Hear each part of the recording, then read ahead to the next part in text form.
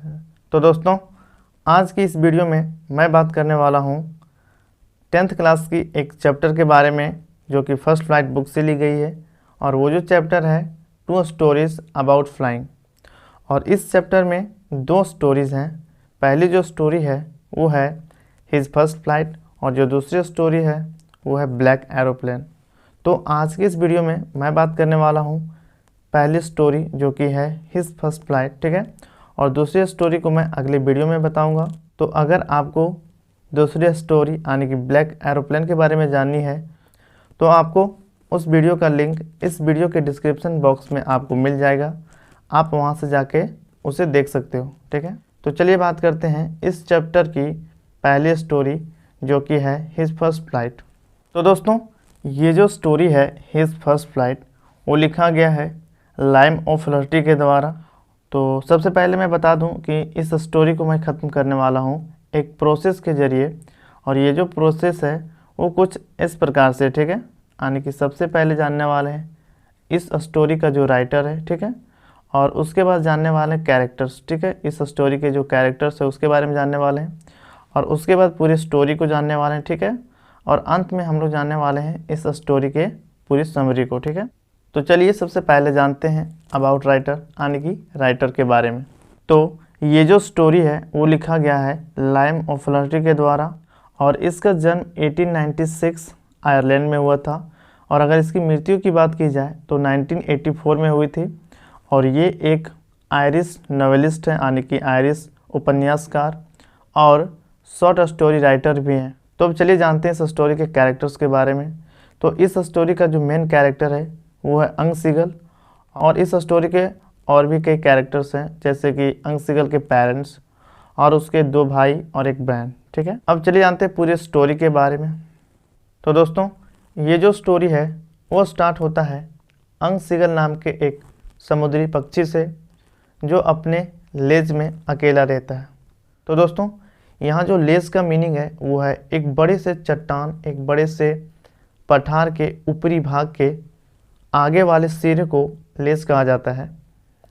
तो अंग सीगल अपने लेज में अकेला रहता है और उसके 2 भाई और एक बहन एक दिन पहले उस लेज से उड़ चुके होते हैं। और अंग सीगल उड़ने से बहुत डरता है और अगर वह किसी तरह से उड़ने की कोशिश भी करता है तो उसे ऐसा लगता है मानो उसके पंख उसे उड़ने में मदद नहीं करने वाले हैं। और इसलिए वह अपने माथे को मोड़ के अपने पंख से ढक के वह वापस अपने लेज में चला जाता है। और यहाँ तक कि जो उसके 2 भाई और एक बहन थे उनके पंख उनसे काफ़ी छोटे थे मगर वे सब काफ़ी आसानी से उड़ रहे थे। और इस प्रकार से वो इतनी सांस तक भी नहीं जुटा सकता था कि वो समुद्र के इस पार से उस पार तक आसानी से उड़ सके। और उसके पेरेंट्स यह कहते हैं कि अगर तुम नहीं उड़ोगे तो तुम्हें खाना नहीं मिलेगा, तुम्हें भूखा छोड़ दिया जाएगा। और ये जो सारी घटना हुई थी वो 24 घंटा पहले हुई थी। और 24 घंटे के बाद अंग सीगल के पास कोई नहीं आया था, ना ही उसके कोई नज़दीक आया था। और एक दिन पहले उसने देखा था कि जो उसके पेरेंट्स थे उसके साथ साथ उसके दोनों भाई और एक जो बहन थी वो सारे आसमान में उड़ रहे थे। उसके पेरेंट्स उन्हें सिखा रहे थे कि कैसे आसमान में उड़ा जाता है, कैसे डाइव किया जाता है और कैसे मछली पकड़ी जाती है। उन्हें अच्छी तरीके से, परफेक्ट तरीके से उसके पेरेंट्स उन तीनों को सिखा रहे थे। और रोज़ की तरह वे सब एक चट्टान पर जाकर बैठते हैं। और अब धीरे धीरे सूरज उदय हो रहा था और उसका जो धूप था वो अंग सीगल की लेज पे पड़ रहा था।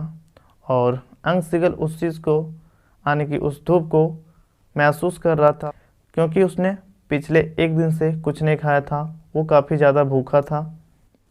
और वह धीरे धीरे अपने कदम को बढ़ाता है और लेज के किनारे की ओर चला जाता है।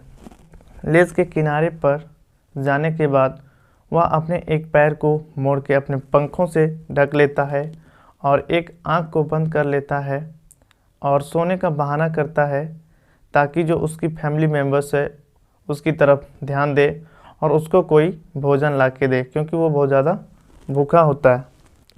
और अंगसिगल देखता है कि उसकी तरफ कोई ध्यान नहीं दे रहा है। उसके जो 2 भाई और 1 बहन है वो आपस में खेल रहे हैं और उसके जो पिता हैं वो अपने वाइट पंख को संवार रहे हैं, उन्हें सहला रहे हैं। सिर्फ उसकी माँ ही उसकी तरफ ध्यान दे रही है। फिर वो अपनी माँ की ओर देखता है तो उसकी जो माँ थी वो अपनी चोंच को चट्टान यानी कि पत्थरों में रगड़ के अपने चोंच को नुकीला करती है ताकि वो मछली को आसानी से पकड़ सके। और कुछ देर बाद क्या करती है कि उसकी माँ अपने चोंच में एक मछली का टुकड़ा पकड़ लेती है और अंगसिगल इस चीज़ को देखकर खुश हो जाता है। फिर उसकी माँ उस मछली के टुकड़े को अपने चोंच में लेकर अंगसिगल के आसपास उड़ने लगती है।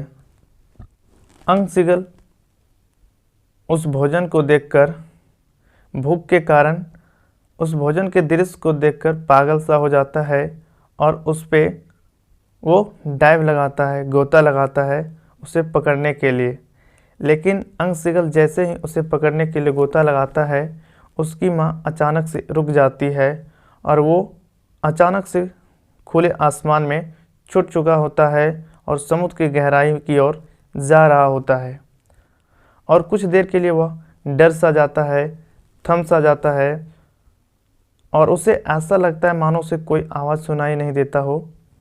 और कुछ ही क्षण में वह देखता है कि उसके पंख खुल चुके होते हैं और वो धीरे धीरे उड़ रहा होता है।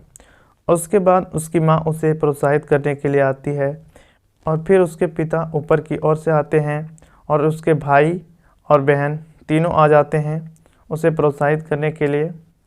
और कुछ देर वे सब साथ उड़ने के बाद पानी की सतह पर उतरते हैं तो अंगसिगल देखता है कि वह धीरे धीरे पानी में उसके पैर डूब रहे होते हैं।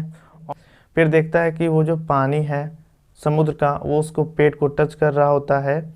और ठीक उसके बाद वो देखता है अचानक से कि वो पानी की सतह पे फ्लोट कर रहा होता है, तैर रहा होता है। और उसके बाद मतलब कि वो नहीं डूबता है। और उसके बाद वो काफ़ी ज़्यादा थक चुका होता है और उसे काफ़ी ज़्यादा भूख होती है, इसलिए उसके बाद उसकी माँ उसे वो भोजन दे देती है। और इस प्रकार से अंगसिगल अपना फर्स्ट फ्लाइट आने की पहली उड़ान को पूरा करता है। और ये जो स्टोरी है यहीं समाप्त हो जाती है। तो दोस्तों ये रही इस स्टोरी की समरी। और अगर आपको इस स्टोरी की पूरी समरी पढ़नी हो या जाननी हो तो इस वीडियो के डिस्क्रिप्शन बॉक्स में आपको एज अ PDF लिंक मिल जाएगा। आप वहां से जाके इसे डाउनलोड कर सकते हो और आप इसे पढ़ सकते हो। Till then bye bye and thanks for watching this video.